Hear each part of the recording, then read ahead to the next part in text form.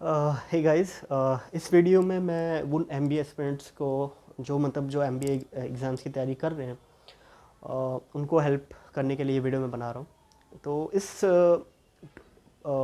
Video में मैं बताना चाह रहा हूँ कि मैंने जो फर्स्ट 2 अटेम्प्ट्स दिए थे, उसमें मुझे कैट के 0 कॉल्स थे। Like I have not received any of the calls, तो कन्वर्ट की तो बात ही छोड़िए। लेकिन जब मैंने तीसरे अटेम्प्ट दिया था, तो उसमें मैंने 15 कॉल्स कन्वर्ट किए थे। और मैं ये बताना इस वीडियो से मैं ये बस ये बताना चाहूँ कि अगर आपको कॉल्स नहीं आ रहे हैं तो आप डिमोटिवेट मत होइए। आप बस अपना फोकस बना के रखिए, कंसिस्टेंसी रखिए अपने अंदर, और फिर आप एक बारी ज़रूर कंपाउंडिंग तो अपने सिखाया ही होगा, राइट?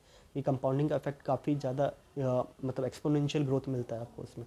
तो वैसे ही इसमें भी है, मतलब एमबीए का प्रिपरेशन में भी आपको थोड़ा टाइम हो सकता है आपको फर्स्ट अटेम्प्ट में क्लियर ना हो, लेकिन एज एन एंड जब आप प्रिपेयर करते जाओगे, एग्ज़ाम्स लिखते जाओगे, तो आपको कभी ना मतलब आपको एक टाइम पे रिजल्ट्स पक्का मिलेगा। ठीक है?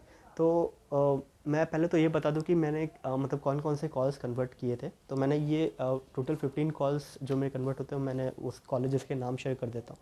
सबसे पहला कन्वर्ट मतलब था मेरा आई एम कोईकोड का, फिर VG SOM, then S I B M Pune, S C H M R D, I M Kashipur, I M Raipur, I M Ranchi, जितने भी बेबी आई एम्स हैं, I I T Roorkee, I I T Madras, test O D C L और H R M.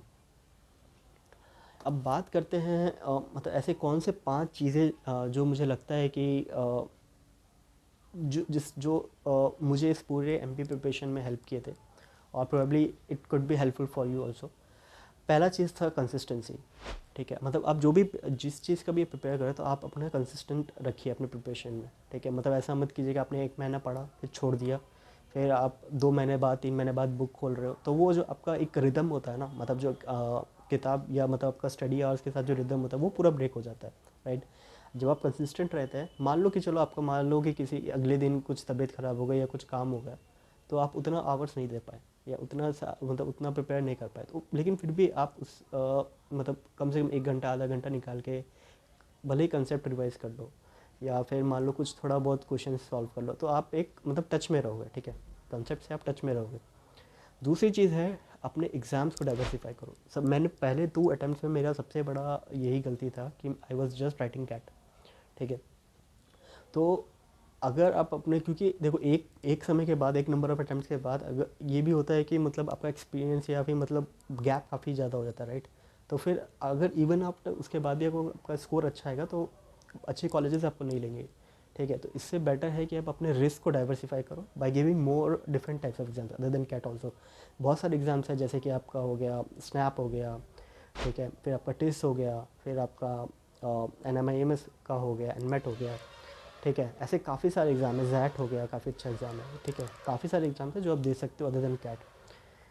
तीसरी चीज़ है, वो है आपका basics. अपना बेसिक्स को स्ट्रॉन्ग रखना बहुत ज़रूरी है। अगर आप बेसिक्स को स्ट्रॉन्ग नहीं रखोगे, तो इसका एक डिसएडवांटेज है कि मान लो क्वेश्चन ट्विस्ट होता है ना, तो आप तुरंत कंफ्यूज हो जाओगे क्वेश्चन में, और काफ़ी ज़्यादा टाइम लग जाएगा उस क्वेश्चन में। तो इसलिए अपना जो फाउंडेशन है, उस पर हमेशा पकड़ बनाए रखना। हमेशा मेक श्योर कि मतलब आपका जो फाउंडेशन है वो क्लियर है।